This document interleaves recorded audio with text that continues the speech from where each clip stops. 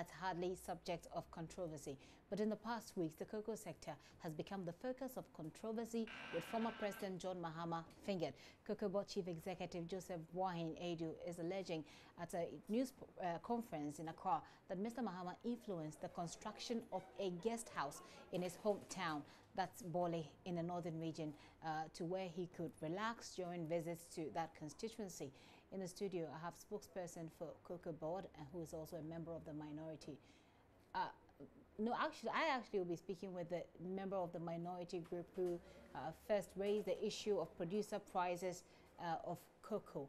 But let's bring you the response of ex-President John Mahama. I have a statement here that's signed by a special aide to him, Joyce Bawa Mokhtari, and I'm going to see if I can go through that quickly. So the first paragraph basically talks about the fact that this statement by the COCOBOD CEO has come to the attention, but it goes on to say that, among others, Mr. Boahen Edu stated that President John Mahama influenced the award of a contract to construct a guest house at Bole in the northern region to, quote, enable him enjoy comfortable holidays during visits to his constituency. For the avoidance of doubt, the office of the former president wishes to state that this claim is false, and that's very categorical. It goes on to say that the guest house in question, the Cocoa Research Institute of Ghana, CRIG Research Station Guest House, has been in existence since 1975 and could not possibly have been constructed during the tenure of President Mahama. The assertion, therefore, that he influenced its construction is also false. The station conducts research into shea nuts and cashew to boost production of these two crops in Bunahafo, Upper West, Upper East and Northern regions that constitute the Northern Savannah Zone. They're also saying that the facility includes, the facility that includes the guest house has always provided commercial accommodation services to officials of COCOBOD and any other person that requires its use. And I'm going to skip quickly so that I can have this conversation with Fifi Boafo, because I'm going to be referring to all the parts, all the other parts that they have here in the response. Let me welcome you, Fifi, quickly. You're welcome. Thank you. Congratulations on your new position. How does it feel like, the movement from the media, directly? I think it's challenging, and I love challenges, so well, it's a good place to find myself. Okay, well, welcome to the club. We'll be here to ask you all the very hard questions, because our taxes are, very important to us. Let's start by making you respond to the response that we've had from the John Mahama camp. They say that you are accusing the president of influencing, and they're saying that this has been in existence since 1970s. Well, how then will they have influenced? See, the evasive nature of the response points to the fact that indeed something untoward has happened. Because if you look at the response or the press release they issued, they make mention of the fact that the facility has been in existence since 1975. This is factually inaccurate. Yes, indeed. Let me say it's half-truths. Okay. Indeed, Ghana Cocoa Research, I've had a facility there for some years now. And in fact, there has been some development. What I have here with you in the studio is a proposed refurbishment of Cocoa Research Institute of Ghana, CRIG Guest House, and proposed construction of new guest house with outhouse at Bole in the northern region. Okay, so hold on for me, sir. This is a document. This is, what document am I looking at here? Okay, so this is a site visit report by our technical team. But your technical team, you mean, yes, the COCOBOD technical team? Sure. Okay, so maybe we could just do a little bit of a zoom, but you can talk about it and give us the information that you wanted to give us. So this document let you get the understanding that it is factually inaccurate for anybody to suggest that the facility we're referring to has been in existence since 1975. Yes, there has been the Cocoa Research Institute, and that has been there since 1975. But the truth is that in January 18, 2016, we commenced the construction of a 5-bedroom house with a driver's quarters of 4 bedrooms at Bole. Okay. So is this a report that proves it? This is a report that shows that the statement that was issued by Joyce Bawa Mokhtari on behalf of the former president did not tell us the truth. Okay. So just look at these documents carefully. There's a summary of the project scope. Okay. And this one talks about the existing guest house wing. Okay. So let's just make it clear. There is an existing building which has been in existence since 1975. Precisely. But then there was this bill was supposed to cover a renovation of the old one and then the construction of a new one. That's it? right. Okay. So let's look at what has been in existence. It's a number of rooms, 8. Structural cracks in the walls, leakage in the roof of the guest house building, among others. And then But finishes. yes, let us look at what is the matter of contention here. The new executive house wing. The new executive house wing, the scope of work for the new executive wing included the construction of the following building with the following accommodations. It's a new 5-bedroom executive building. It talks about 5-bedroom building with each room en suite, 2 en suite buildings on the ground floor and 3 other rooms on the first floor. Main reception, a living area, a bar, dining area, kitchen with store and pantry, kitchen yard. The floor were finished with porcelain tiles. I had an idea what the difference between a ceramic tiles and a porcelain tiles, but porcelain obviously is expensive. And of course, if you want certain taste, that's why you go in for porcelain and not ceramic.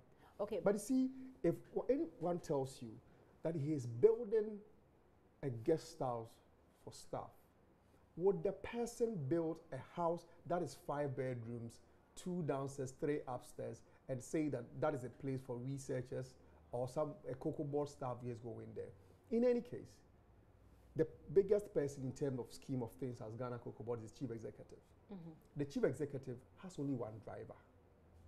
If you decide to build driver, so you see, if you decide to build, and if the chief executive is traveling, at least he travels with the manager at his office, his driver, one other person. You don't need a house that is more 5 bedrooms and a driver's quarters which has 4-bedroom building with each room en suite. Okay, so really, what did you try? What did your CEO try to portray when you went at the press conference? The point he was making was very simple. He was of the opinion, and of course the opinion of the new administration of Ghana COCOBOD, that putting up that building was needless. It was needless. Yes, we did not have to spend 5.2 million of cocoa farmers' money putting up such a building in Bali. Okay, so let me read something to you from the response from the former president's office. The office of the former president has noted a regrettable pattern of false and inaccurate information put up by the chief executive of COCOBOD intended to slander the former president as a way, and I want you to take note of this quite closely for me, sir, as a way of covering up bad management practices and decisions identified and highlighted by the NDC minority. What we can refer to as bad management is taking the decision to spend 5.2 million of cocoa farmers' money to put up such a useless facility. So the school of thought. So let me tell you the school of thoughts that's running at the moment, which I want you to address. Please hold on for me. Hold on for me. It is what I'm going to ask you will help you. It is useless. It is uncalled for and unnecessary. Very well. To spend that amount of money putting up such a facility in Bali. So if the president wants us to address issues of using money meant for COCOBOD for useful things, obviously we have to talk about the fact that someone authorized the putting up of such a facility in Bali. Now, the school of thought is that you have raised this particular issue, assuming without admitting that it actually bothers on the president, the former president, and that he actually sanctioned this construction. You brought it up. Let me land, please. Let me land. I just wanted to say something to buttress the point. So the point that I'm trying to make is that why bring this up when you have organized a press conference to ostensibly respond to some concerns raised by the minority in parliament, for example, about cocoa pricing, about the production of cocoa? Why would this be the highlight of your press conference? It wasn't the highlight of our press conference. If you look at our press statement, I can get you a copy of our press statement. If you look at our press statement, there were 13 different items we listed and we addressed. And the main focus or the main reason for our press conference was simple. The minority have had 2 different press conferences. Prior to that, they had issued a press statement all targeting the Ghana COCOBOD and its new management, creating the impression that there's a windfall. There's available resources which the new management are abusing. So the press conference was to let the public know what has happened at Ghana COCOBOD, the situation we inherited as new managers of Ghana COCOBOD. And this includes a decision to spend 5.2 million. In fact, prior to coming here, I was talking to the gentleman responsible for that department. The thought is that it looks more likely that by the time the project is fully completed, we will be spending about 7.7 million on such a facility. Honestly, do you think that when we go to our cocoa farmers in Bodi, Ahafo, Eastern region, Volta region, and tell them that we've used their money to put up a facility just to use the description they've given it, to put up such a facility in Bali, and it has jacuzzis and other things for someone to go and use? Do you think the farmers will be happy to hear this news? Obviously, they will not be. So this was the reason why you brought in that bit at the press conference. We enumerated how monies have been used and the debt, which has actually accumulated to a debt to the tune of 19.6 billion Ghana cedis, which the new administration inherited. I see. And for that reason, cocoa production has been affected. Was that the point you were making? No, not at all. You see, they asked a question about the fact that, well, they collateralized 750,000 metric tons, getting 1.8 billion out of it to buy cocoa for the year. And then we were able to produce about 960,000 metric tons. So that has led to a windfall, which they claim that a windfall is supposed to give us an additional money, which we should use it for our activities. So we're just making the point that it is not true that there's such a windfall, because the previous cocoa seasons, 2014, 2015, 2015, 2016, the technical work that was done showed that we're going to make about 740,000 metric tons. Then management decided to go for a loan, claiming that we're going to produce about 900,000 metric tons. We were unable to do that. That led to we being unable to meet our target, and as such, we defaulted in paying with cocoa the people who we contracted with. So we had to make the payment at this time. There are other things they did, which has actually put us in a very bad shape. So in telling the story, of course, the story about how our 5.2 million, already, as I speak to you today, 3.5 million has been paid. We are here to pay the rest. There's a certificate available on the table, which we have to pay for. This building we are talking about. Honestly, in such a moment, do you think that it is right for us to expend money on such a facility? Have you halted the construction? The construction is done. They are just doing the final works. Of the jacuzzi. And the money has been paid? We've paid 3.5 already. The jacuzzis are already there. Okay. I'd like for us to look more at improving the situation of the cocoa farmers. But let me bring your attention to this story that we did somewhere in July, where the COCOBOD CEO himself had raised, some sort of alert about some impacts that was going into that particular industry. We understand the cocoa prices at the time, he was actually foreseeing a drop or an impact in some sort of drop on the cocoa international market as far as cocoa was concerned. Mahmoud Mohammed Nuruddin has the story. Watch this. World price for cocoa continued to take a nosedive, hitting a 4-year low largely due to excess supply, among other factors. Benchmark cocoa futures on the Intercontinental Exchange in New York hit $2,052 per metric ton last February, the lowest since March 2013. A bumper crop last season from good weather in West Africa is weighing down heavily on prices. Ivory Coast and Ghana are the world's top producers, accounting for over 2/3 of global supply.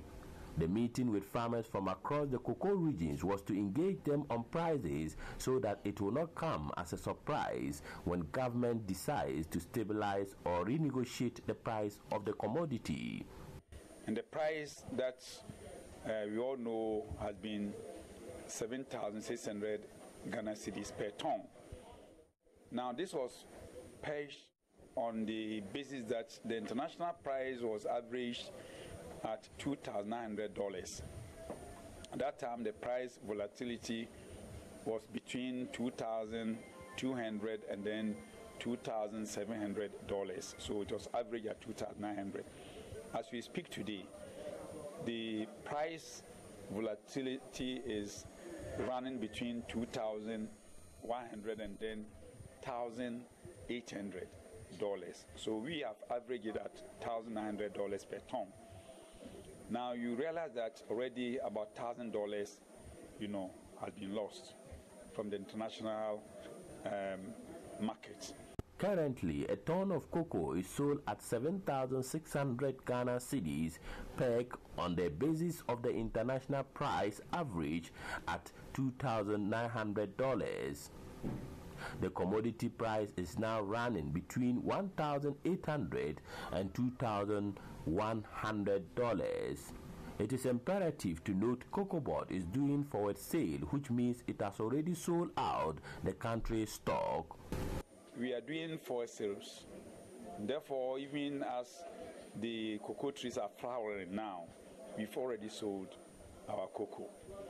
And then again, we are currently selling the lac crop beans that are for next year, 2018. And we are selling the lac crop beans at this low price of $1,900, which will further be discounted at 20%. Mr. Boyin Edu says there are difficult times ahead. It means that next year we are going to enter a very difficult year for the cocoa industry and also for the Ghanaian economy. We will have to sell our cocoa at a lower price, but then we have to decide whether to reduce the producer price or let it stay there or increase the price. As we speak now, the producer price in Cote d'Ivoire and the neighboring countries has been reduced, but we cannot do that. We are still, selling at 7,600 Ghana cedis. Mahmoud Mohammed Nuruddin reporting. So that report we did somewhere in July there. Let me come to you, Mr. Boaf, once again. What that's a bit too informal. But you're explaining to Ghanaians that there's some kind of impact on the cocoa industry here in Ghana because of what's happening on the international markets. The minority, for example, and that's just one of the things they believe you're responding to, think that explanation you're giving us is really untenable. You see, it is basic mathematics, and if anyone has a difficulty appreciating that, it's unfortunate. Last year, at the time of determining the farm gate price for cocoa farmers, the world market, according to projection of COCOBOD, was about 2,950 metric ton, $50 per metric ton. At the time of taking the pricing, the current PPRC report that came out, it's actually about average of $2,050 per ton. So if someone tells you that at the time we're selling at 2,950, we're paying our farmers 7,600, and at a time of selling about 7,600 for what? Ghana cedis. No, for a ton. A ton. Yes. Okay. At a time of selling at 7,600, buying from our farmers at 7,600, sorry. We are also selling it as 2,000, and they are telling you to give the farmers more. Who does this mathematics? What is going to change going forward? One of the things that the statement from the former president's office is urging you to do, which of course I'm sure every farmer will be looking forward to, is to encourage you and your boss, Mr. Boyin Edu, to pay greater attention, I'm quoting, to pay greater attention to discharging the weighty responsibility entrusted to you, devoid of unnecessary partisanship and mudslinging. But I want to focus. I do not think that drawing the attention of Ghanaians to the fact that we've wasted 5.2 million of that cocoa farmers' money putting up a mansion and that of a driver's quarters in Bali. I don't think that is not an issue which is relevant. So now what I want you to address, hold on for me, please. What I want you to address with that point is how this makes the life of the cocoa farmer, who is always at the bottom of the chain anyway, better. How does it improve their lot? I think to a very large extent, management have not behaved like the ostrich. Management is aware of the challenge. Management is aware of the difficulty our farmers face. If you've realized, currently, management is employing innovative means. For example, the hand pollination exercise we are embarking on to ensure that at least, even if the price is not doing well at this time, when the yield improves, at least that caters for their shortfall in one way or the other. There are other measures. That's one. Can you give us some of the other we measures? We are doing irrigation. Certainly, you know, irrigation also improves cocoa production. That's another we are also doing at the moment. Is that one district, one no, that one is village, not one that is dam? not one Is that district, part of one it? That's not. no. Okay. It's an irrigation for cocoa farmers. For cocoa farmers. Okay. Beyond that, we are also buying together with private sector pruning machines to be able to prune the cocoa farms, because if the farmers are able to prune their farms, it improves their yield. Even the chemicals you spend, or the money you spend in buying chemicals to spray their farms, the cost involved, you reduce it. But I thought they had free.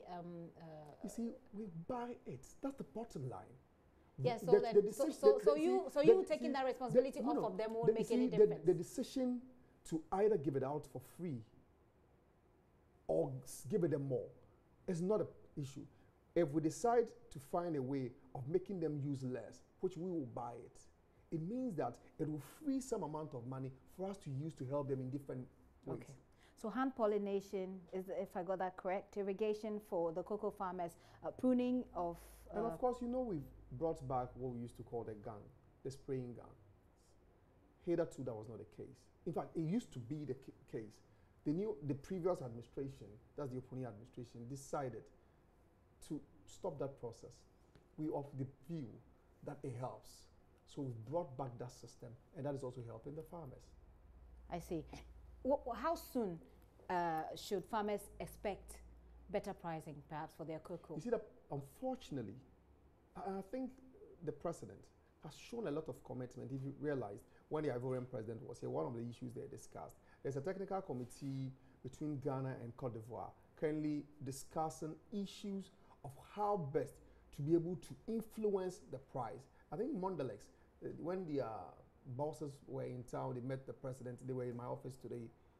The discussion is about how do we ensure that we are able to influence the prices such that farmers will be better off. Unfortunately, the situation as it is now, and as it's been, is that we do not determine the prices. And you know what they tell us?